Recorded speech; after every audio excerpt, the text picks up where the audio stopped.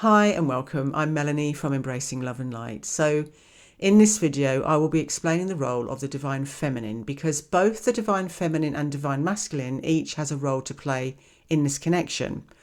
So today I will be concentrating on the feminine, and either the next video I make or one of the next will be about the masculine's role. So let's talk about the Divine Feminine. And today you may hear me say he and she when I'm referring to the Divine Feminine and Divine Masculine, but remember, when I say he or she, I'm talking about the energy, not the gender, okay? So the Divine Feminine is the spiritual twin. The spiritual twin is the one who begins the spiritual journey first. They have their awakening first, and this is basically what the role of the Divine Feminine is, but let me explain and go a little bit deeper. This is an energetic connection between you. Twins share the same energy, which is why you can feel the energy of your twin. However, although you share the same energy, you are the opposite polarities of that energy. So if you think of the yin-yang symbol, the feminine is the negative energy, which is represented by the black half, and the masculine, the white half, which is the positive energy. And when you meet, your energy is not balanced. You are not aligned with your soul. And so when you have soul recognition, because the energy is not balanced, you repel each other. Then the bubble love phase ends and the separation phase begins. Now, the Divine Feminine energy by nature is the receiving energy and is also represented by the moon, which, if you think about it, the moon receives light from the sun. The moon doesn't produce its own light. Also, the Divine Feminine energy is all about flow and going with the flow. Again, you know, the moon is often associated with water. We have tides because of the moon. So, because you share an energy, you share a chakra system. Our chakras are our subtle energy centers that are located along the spine, and the Divine Feminine, being the spiritual twin, occupies the top three, which are the spiritual chakras, and that's the throat, the third eye, and the crown, and that's where she resides. Now, I'm not sure how much you know about the Kundalini, but just in case you haven't heard much about the Kundalini, it's often represented by a coiled snake which sits at the bottom of your spine, and everyone on the planet has this, although not everyone's will be activated. It's the Divine Feminine life force energy, and when twins meet, it gets activated. And this energy will begin to travel up your chakra system, purging and cleansing all that needs to be cleansed within your chakras. And because this is a spiritual connection and journey, the Divine Feminine, being the spiritual twin, goes first to do this cleansing and purifying of your shared energy and the chakra system.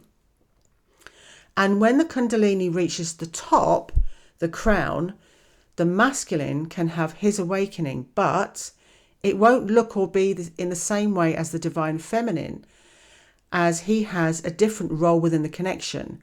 Now, I'm simplifying this because I don't want to overcomplicate it. There's quite a lot I could go into with the Kundalini, but that's not for this video.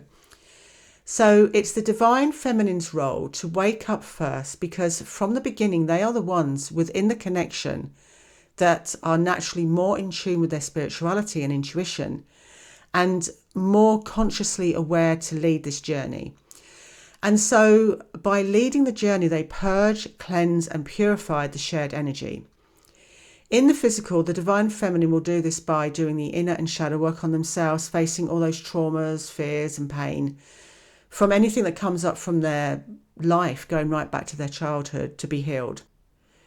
This purification within the shared energy and chakra system, and all the healing which the Divine Feminine does in the physical, has to be cleared. Then the feminine, once this purifying has been done, will find her mission.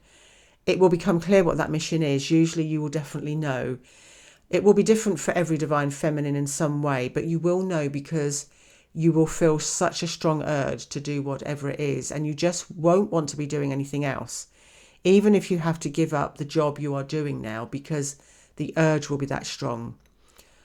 I also feel it's worth mentioning again that it's very important to understand that the awakening process and journey will not look or be the same for the Divine Masculine as it is for the Divine Feminine.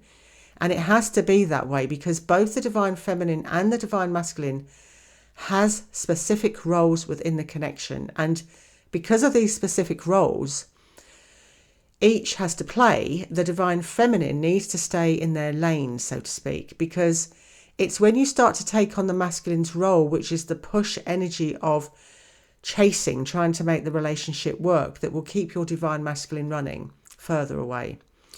The divine feminine, remember, is the receiving energy.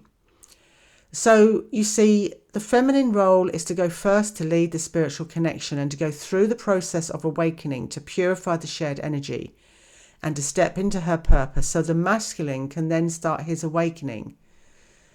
So I hope this has given you some idea of what the feminine's role is and why she goes first, because I know it can look like the divine masculine isn't going through this process because they are just not getting what the connection is. And it looks like the divine feminine is doing all the work, but he will go through the process, but just not in the same way or at the same time. And it's designed this way for the feminine to lead and to purify the energy because she is the spiritual part of the connection. And this is a spiritual journey of the one soul. So that's all from me today. Thank you for watching. Bye for now. Much love and blessed be.